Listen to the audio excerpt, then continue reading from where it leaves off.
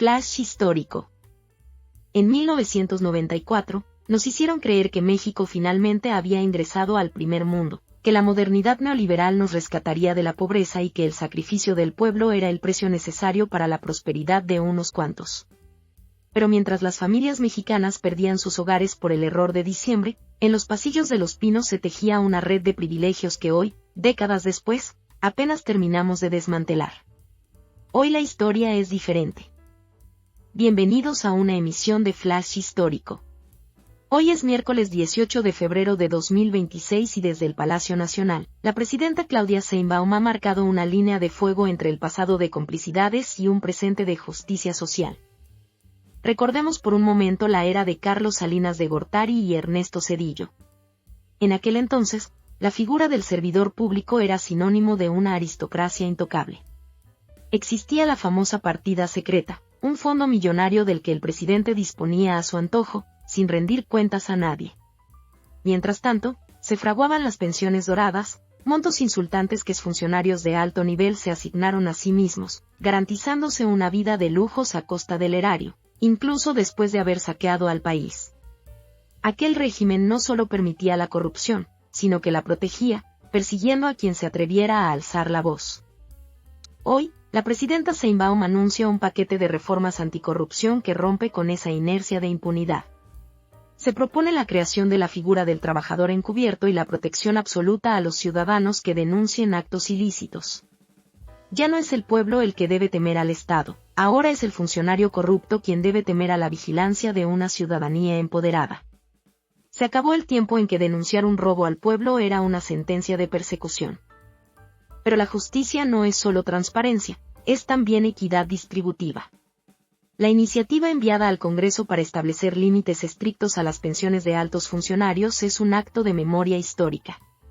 No podemos olvidar cómo, durante los gobiernos de Fox, Calderón y Peña Nieto, se mantuvieron privilegios que ofendían a los millones de mexicanos que viven con el salario mínimo. Mientras un exmagistrado o un exdirector de paraestatal recibía cientos de miles de pesos mensuales, el pueblo enfrentaba carencias básicas. Hoy, esos recursos que antes alimentaban el ego y la cartera de la tecnocracia, se destinan a fortalecer los programas sociales. Es el fin de la era de los privilegios por encima de los derechos. Incluso en la democracia interna, el contraste es abismal. Venimos de décadas donde el dedazo era la única ley. Salinas impuso a Colosio y luego a Zedillo, el PRIAN decidía sus candidatos en lo oscurito, en cenas de gala lejos de la mirada del pueblo. Hoy, la presidenta reafirma que en la transformación no hay favoritos ni imposiciones, solo la voluntad popular expresada en encuestas. Se ha pasado de la voluntad de un solo hombre a la decisión de una nación entera. En salud, la diferencia es vital. En el pasado, las campañas de vacunación eran botín político o, peor aún, se descuidaban hasta permitir el resurgimiento de enfermedades controladas. Hoy, con una meta de 42 millones de vacunas contra el sarampión, el Estado recupera su función más noble, cuidar a la infancia. Y en el ámbito internacional, frente a un mundo convulso, México vuelve a ser el faro de la diplomacia. Lejos queda aquel vergonzoso comes y te vas de Vicente Fox. Hoy México ofrece su mano para mediar entre potencias y envía ayuda humanitaria a Cuba, reafirmando una soberanía que no se arrodilla ante bloqueos ni presiones externas. Lo que hoy vemos en la Mañanera del Pueblo no es solo un informe de gobierno, es la construcción de un nuevo testamento histórico. Donde antes hubo despojo, hoy hay entrega de viviendas en Zacatecas. Donde antes hubo silencio cómplice, hoy hay denuncia protegida. Donde antes hubo pensiones doradas para los verdugos del pueblo, hoy hay recursos para los olvidados de siempre. La historia ha dado un giro irreversible.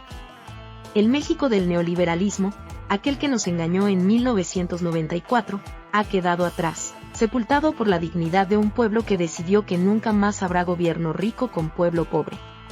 La memoria es nuestra mejor herramienta para asegurar que aquel pasado de sombras no regrese jamás.